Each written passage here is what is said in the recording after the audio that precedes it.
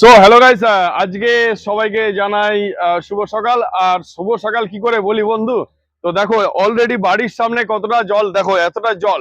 তো ওদিকে দেখো পুরো আমাদের এলাকাটা একটু ঘুরিয়ে দেখাও। পুরো এলাকাটা দেখো জলমগ্ন, পেছন দিকটা একটু ঘুরিয়ে দেখাচ্ছি।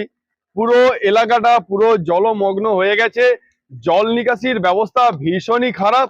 তাই আমি অনুরোধ করব প্রশাসনের কাছে বা পৌরসভার যারা আছেন, যাতে আমাদের ড্রেনেজ সিস্টেমটা যেন ঠিকঠাক করে দেওয়া হয়।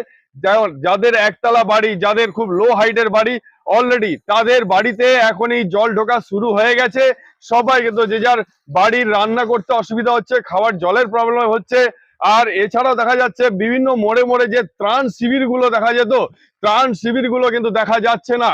আর এছাড়া যে নিউজ চ্যানেলগুলো, কলকাতায় কিছু হলে, ছোট্ট একটা কিছু বৃষ্টি হলে কলকাতার দিকে সব নিউজ চ্যানেল কিন্তু কভার করে, কিন্তু আমাদের পূর্ব মেদিনীপুর হলদিয়াতে এই মুহূর্তে যেইভাবে জলমগ্ন হয়ে আছে, কোনো নিউজ চ্যানেল এটাকে দেখছে না বা প্রশাসন দেখছে না। তো এই সবার কাছে বিনীত আবেদন, বিনীত অনুরোধ, তো সবাই মিলে একটু চেষ্টা করুন যাতে জল নিকাশিটাকে খুব তাড়াতাড়ি করা যায়, কারণ মানুষ ভীষণ ভাবে অসুস্থ আর অসুবিধার মধ্যে রয়েছে।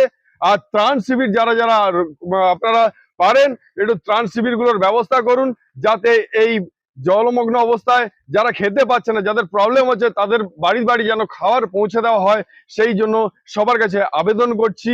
তো আর এছাড়া হলদিয়ায় কোথায় কি হচ্ছে পুরো ব্যাপারটা দেখতে গেলে অবশ্যই আমার ফেসবুক আইডিতে অবশ্যই আপনারা ফলো করে রাখুন।